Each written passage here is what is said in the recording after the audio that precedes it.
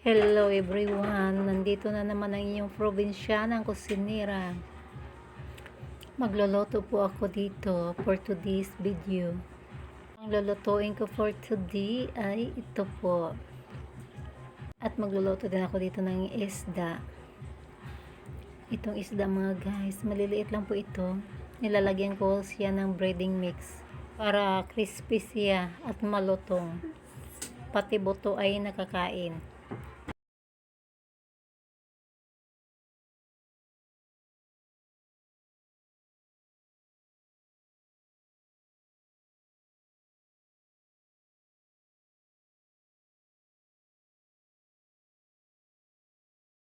Marami po ito mga guys, mga 1 kilo.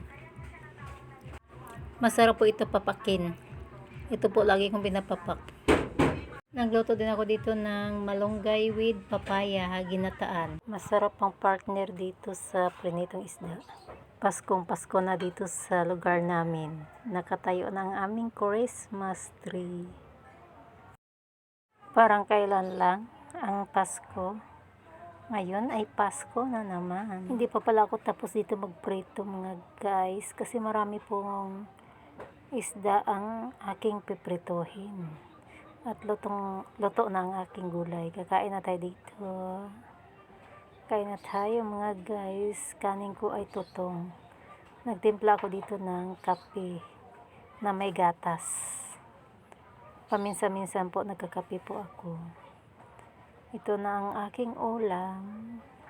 May macaroni kami kaninang natira. Ayun guys, ang aking prinito kanina. Ang iba po ay pinapak na namin. Kaya konti na lang ang natira. Kain na po tayo mga guys. Thank you Lord sa pagkain. Madilim pa lang ang aking kamera pag nakaharap. Thank you Lord sa pagkain na pinagkaloob niyo po sa amin. Ito po yung magsisilbing lakas ng aming mga katawan. Kain na tayo guys. Kanina pa pala ako nakakain. Masarap kasi papakin yung isda. Ganado ang inyong lola kumain. Porya usog. Actually mga guys, kagagaling ko lang po sa sakit. Nagka-trangkaso po ako. Ngayon lang po ako na nakabalik mag-vlog. Kasi kagagaling ko lang po. Ayun na yung mukha ng lola niyo, haggards. Hindi pa paawat-awat sa isda, pinapapak pa. Malutong kasi siya, kaya pati buto nakakain. Walang sayang. Pagkatapos na pala namin kumain, naimbitahan kami dito sa palaro ng mga bata. Siyempre, nandito kami niyan, nakikisali din. Tamang-tama, nandito si Jollibee, ang paborito ng mga bata.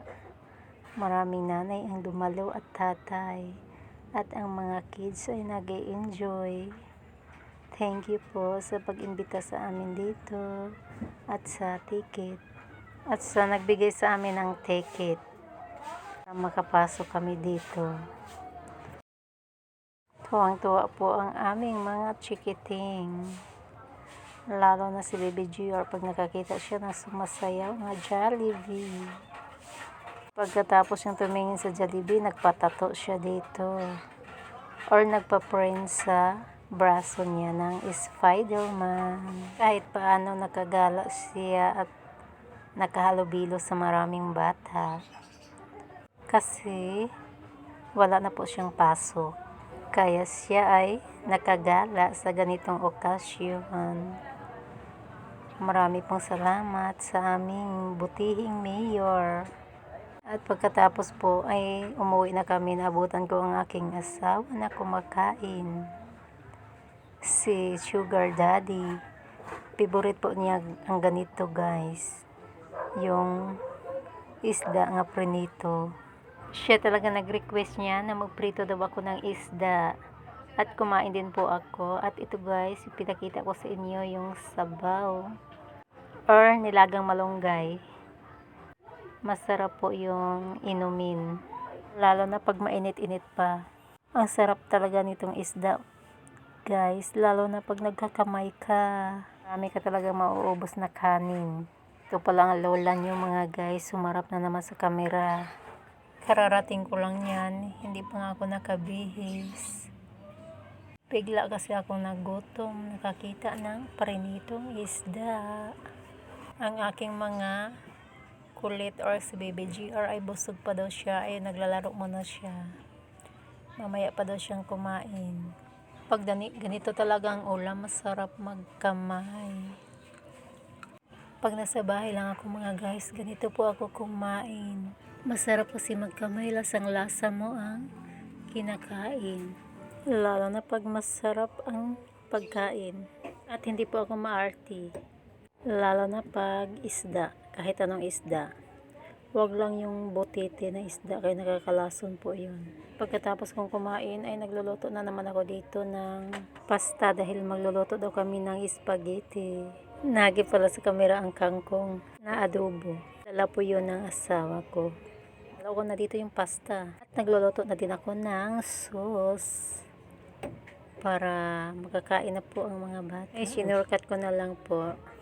Hindi ko po nabidyuhan yung halo ko po ng spaghetti kasi naglulubat po ako. Balik na naman po tayo dito. Nagpaiba na po ako ng niloloto para sa aming tanghalian. Nagluluto po ako dito mga guys ng pakbit. Ito po yung sahog. Dahil mahilig po ako sa gulay. Lalagyan ko po dito ng alokbati. At bumili po ako guys ng 1/4 na baboy. Ito na lang po ang natira. Nagsasaing pa pala ako dito. Ayun guys yung ihalo ko. At lagyan ko po siya ng magic sarap para sumarap po. At ito yung baboy ay tinanggalan ko po ng mantika kasi may mga taba siya. At tatanggalin ko po yung mantika bago ko po ihalo yung gulay. Habang nagluluto po ako dito ay kakantahan ko po kayo ng Merry Christmas or kantang pangpasko. Mga ngaruling po ako sa inyo mga guys. Sana po ay patuloy po kayong magsuporta sa aking video. Ang Pasko ay sumapit, tayo ay managsiawit ng magagandang himig, habang ang mundo'y tahimik. Nang si Kristo'y isilang, ay 3 hari nagsidalaw. Tama na po, parang napansin ko na wala po ako sa tono. Siya na po kayo sa aking boses, paus lang po. Kagagaling ko lang po kasi luto na pala ang aking niloloto na pakbit. At nilagay ko na po yung okra at talong. At may konting ampalaya. Haluin ko lang po ito ng 2 kulo. Ay pwede na po siya. Miss ko talaga ang probinsya sa ganitong luto. Kasi yung nanay ko din ay mahilig po sa mga gulay. Gusto po niya yung ganitong pagkaluto ng gulay. At konti lang po yung baboy. Minsan po, kahit hindi nahaluan ng baboy, ay sapat na po yun. Basta may gulay at may pangpalasa. Sa probinsya nga po namin, asin lang ang pangpalasa doon at bitsin. Sapat na po yun. At dito sa Manila naman, ang pampalasa dito ay magic sarap. Para lalong sumarap ang ating niluluto.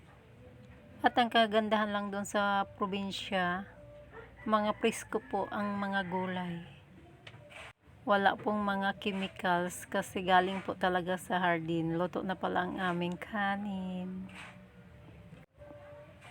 Pwede na po tayong kumain. Lutong-luto na po ang gulay.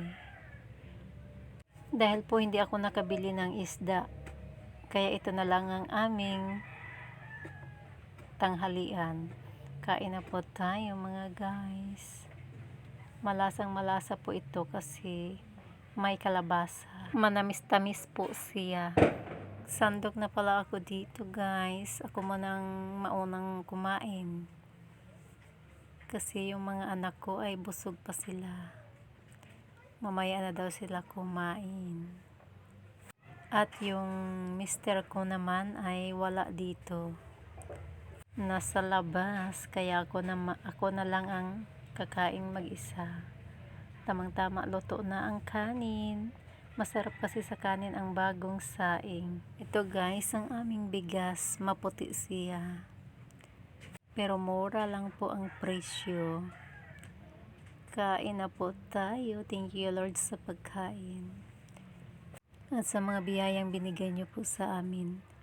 Ang magandang kalusugan. Ito po yung magsisilbing lakas ng aming mga katawan. Merry Christmas po at God bless po sa ating lahat.